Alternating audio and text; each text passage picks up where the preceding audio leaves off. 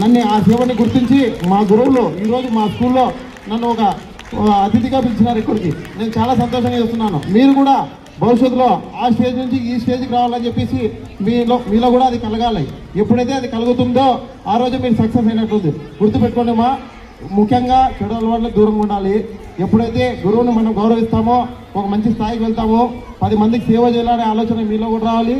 కాబట్టి ఈరోజు సమయం తక్కువ ఉంది సార్, దానివల్ల ఈరోజు చాలా తక్కువ మాట్లాడుతున్నాను. ఏమైనా తప్పు మాట్లాడితే క్షమించండి సార్. ఎందుకంటే ఎప్పటికీ నేను ఈ స్కూల్ విద్యార్థిని, ఈ స్కూల్కి ఎప్పుడు రుణపడే ఉంటాను నేను ఈ స్కూల్కి.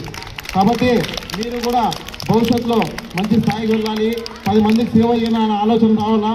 ముఖ్యంగా మీ తల్లిదండ్రులకు ఎప్పుడు కూడా చెడ్డ పేరు కాకూడదు.